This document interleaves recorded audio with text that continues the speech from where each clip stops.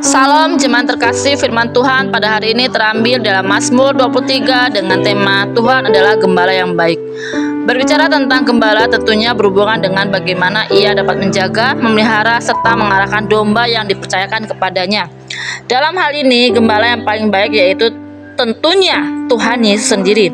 Mengapa dikatakan bahwa gembala yang baik itu adalah Tuhan Yesus sendiri? Meskipun dalam Mazmur 23 tidak disebutkan kata Yesus, tapi lebih kepada kata Tuhan. Sebab hanya Yesuslah yang memberanikan dirinya untuk mengorbankan nyawanya untuk manusia.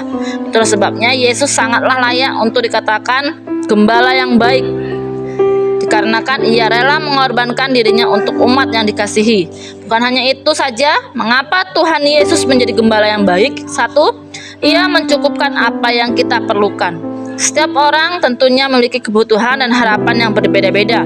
Dalam hal ini, Tuhan sudah tahu mana yang kita butuhkan saat itu juga.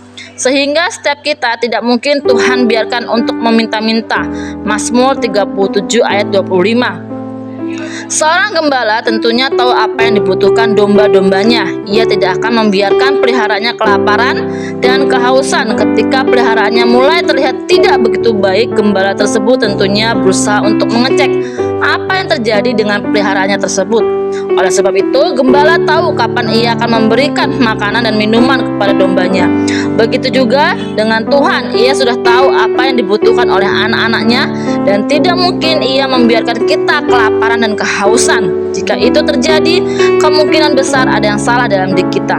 Jangan sampai Tuhan tidak mengenal kalau kita ini adalah bagian dari kehidupannya. Yang kedua, ia akan setia menjaga anaknya. Ayat 3-4. Tuhan memimpin dan menuntun kita dalam kebenaran. Ia tidak akan mungkin membiarkan kita tersesat di dalam sebuah kehidupan yang kita jalani.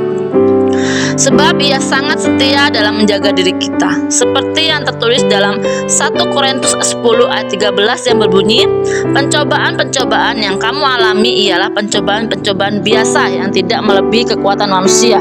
Sebab Allah setia dan sebagainya. Ayat ini menegaskan bahwa Tuhan akan ada bagi setiap anak-anaknya yang terpenting. Kita masih dalam koridor yang Tuhan miliki. Lain halnya jika kita di luar koridornya Tuhan. Ketika ada domba yang tersesat, itu pastinya domba tersebut sudah tidak berada dalam koridornya Tuhan. Tidak heran jika ia jatuh dalam sebuah lubang yang besar, karena dia sudah di luar pengawasan Tuhan. Artinya keluar dari iman percaya Tuhan. Yang ketiga, Tuhan memberkati kehidupan kita. Ayat 5-6. Berbicara tentang berkat bukan hanya saja kaitannya dengan uang, tetapi bisa juga kesehatan, kebahagiaan, masa depan dan sebagainya.